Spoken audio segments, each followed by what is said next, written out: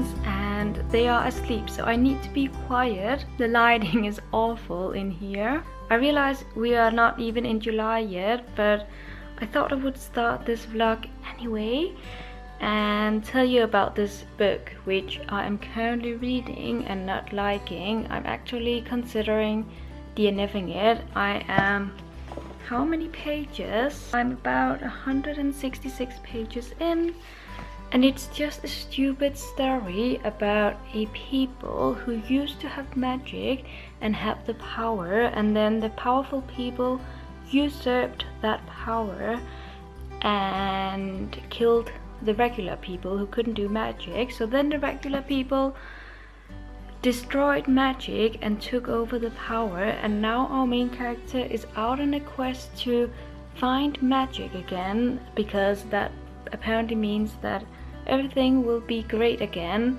It just seems so stupid. The love interests are way too obvious. The typical trope of a teenage girl who is suddenly the best person in the world to save everyone, and I'm just not into this book at all. The thing is though that I only brought this book to my parents and I won't be home until tomorrow, so I'm stuck with this until then, but I will give it a chance. I will try and read it, but if I'm still not liking it by the time I get home tomorrow, I'm definitely not going to finish it, that's for sure.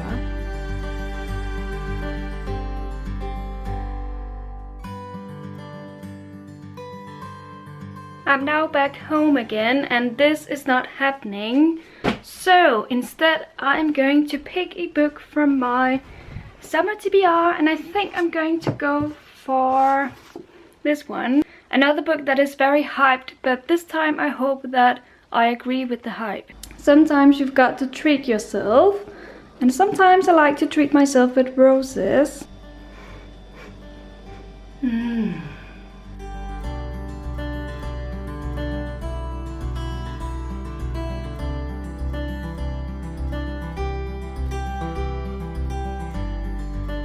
I'm now 100 pages into this, and this is so much better. I like to think of this protagonist as Marilyn Monroe if she had grown to be 79 years old, because this is a famous movie star who is a blonde, who is very famous for her body and her eyebrows, which are dark compared to her blonde hair. It just reminds me in many ways of Marilyn Monroe. So I would be curious to know if that was actually the idea behind this character. I'm loving it. I'm intrigued to get back to it and continue my reading. Finally, I found a book that I am actually excited to go back to read. Yes. Trying to read. Yes. No. What are you doing with my book? Serious. Serious. I am in a bit of a dilemma because today I'm going to Copenhagen and I have quite a long time on the train to read, but I can't seem to figure out whether to bring this book, which I'm now halfway through, or bring another book, just because this story is kind of, I don't know how to explain it, but I don't really feel like reading it for hours and hours today. But at the same time, I don't want to pick up another book just because I've been in the mood these past months to just read one book at a time and really savor it. But if I had to pick up another book, I think I would have to go for either the Jack the Ripper book, or maybe the Karen Slaughter book, or maybe the Marisha Pessl book, Never Whirled Awake. Which, I'm in the mood for all of these new books, but I can't seem to figure out whether it's just because I have a bunch of new books waiting for me that I'm eager to get to, or whether I'm just not, I don't know what's happening. Basically, I'm in a dilemma, but I probably will end up taking this one with me anyway. I have time for a coffee before leaving.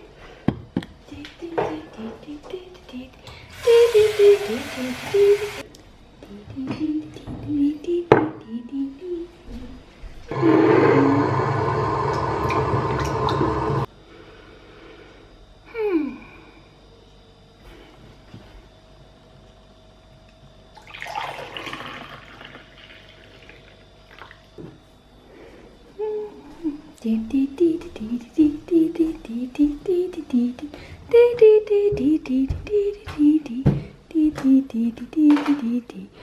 sis!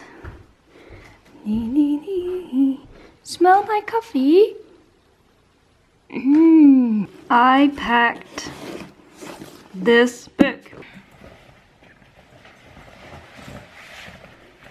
Yep, time to go. I am now back from Copenhagen, and even though it's not even 9 p.m, I am exhausted and I think I have to go to bed pretty early today. But today was an excellent day. I went to the cinema with some girlfriends to watch Isle of Dog. And I gotta say, that's a very weird and peculiar movie. It was good enough. It just wasn't one of my favorites. We also went to have what was my best cheesecake of my life. So that was excellent. And then finally, we went to a French bookstore and I did some damage. So I bought myself 4 French books and I thought, why not do a book haul here and show them to you. So the first one I got is Chanson Douce by Leila Slimani. This book has also been translated into English and I've seen it a lot around on BookTube. It's very famous and a lot of people seem to love it, but I knew that when I heard it was originally in French, I wanted to read it in the original language. So I'm so excited that I found this. Apparently it's about a nanny. The baby she's taking care of dies while she's on the watch. Something like that. I'm not too sure. That's my friend. But I am definitely up for this book. So I was so happy to find that one. Then I have another book from my wish list, which is Delphine de Vigan's Rien ne se pose à la nuit. So this is an autobiography about this woman's mother. And that's all I know, but I know this author from another French book which I have heard of and read some excerpts from, and I want to get to know her better, and this one sounded the most interesting to me when I read the synopsis.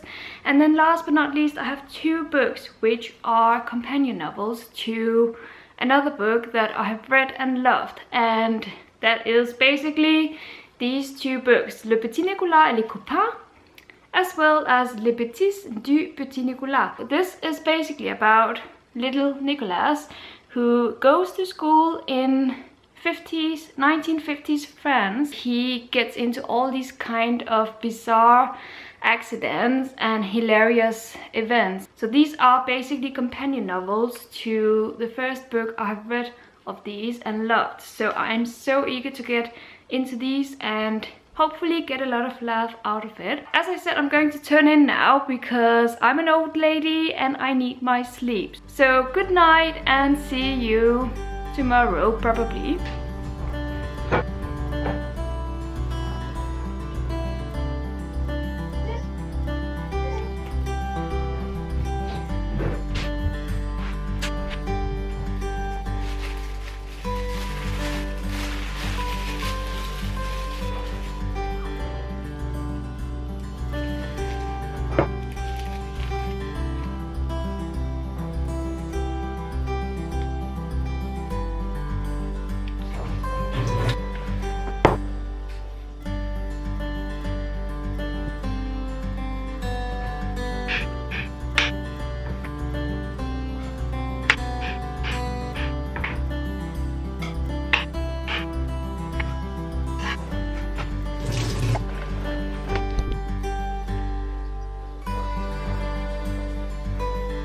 Good morning, Suze.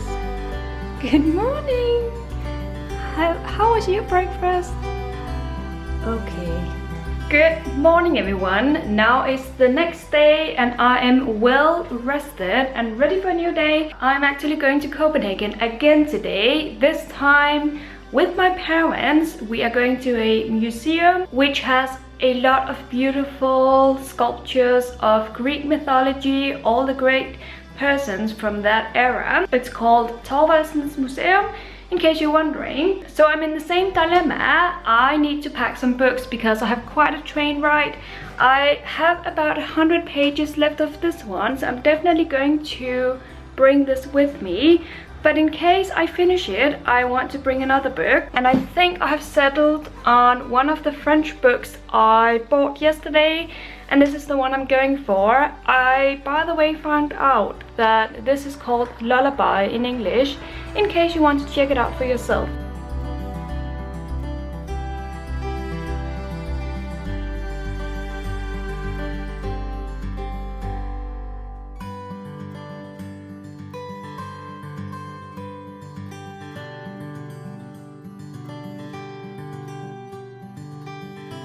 I am done with this book and I am giving it 3 stars. I have a hard time putting words on exactly why I'm not giving the book 5 stars as everyone else seems to do, but it felt like a disconnect to me between Hugo's life and my interest in it.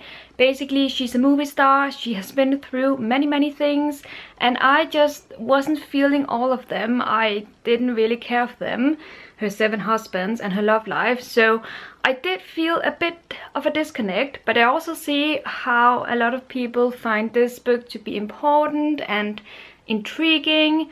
I just didn't find that myself, so 3 stars it is, but I definitely do recommend it. And it is fiction, by the way, in case I made it sound like non-fiction. It isn't. Can you see Zeus? Hi Zeus! He doesn't care. I have finished my first French book in a very long time. This is obviously Lullaby by Leila Slimani. I liked it a lot. I mean, it's still settling in my mind, but I do find that it was an interesting crime story based more on the characters and their behavior around children. The very first chapter starts out with a scene in which 2 children have been murdered and a nanny, who is the suspect, is found in a coma. And then we go back and learn about these children, this family, and this nanny who used to be amazing, but naturally things have evolved and it turns out she wasn't that amazing after all. So I liked it for its character-driven story. I think it's a 3.5 star read, and I just really enjoyed reading French again for pleasure. That was something that I have to do more and something that I enjoyed immensely. I think now is the time to finally pick up the Jack the Ripper book. Let me just find it. Here we have it. I am quite excited, so let's get this party started.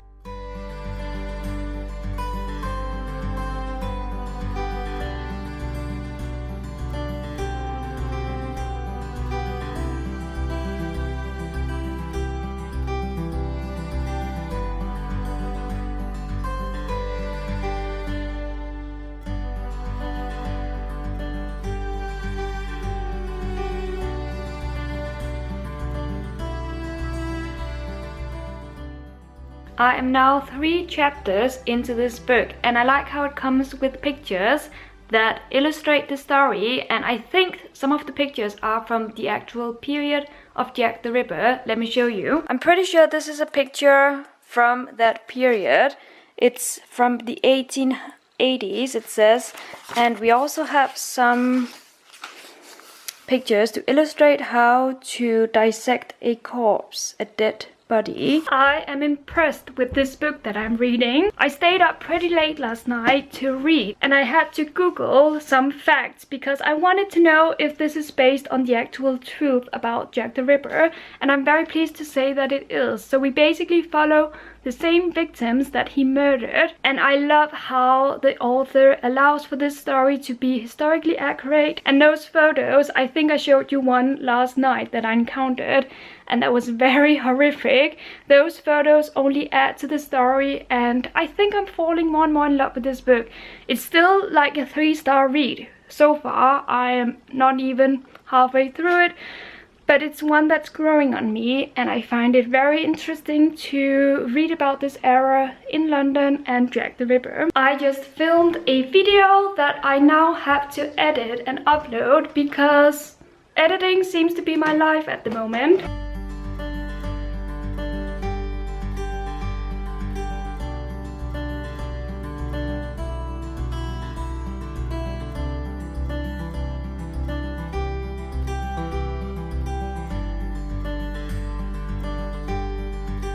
It's 3 a.m. and I can finally go down in my garden to read.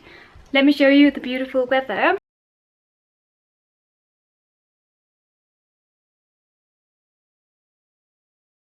I quite like the contrast of reading a gothic novel in the blazing sun. That's hilarious. I'm filming now. Hello everyone. Thank you for joining both my Instagram live hangout as well as my reading vlog.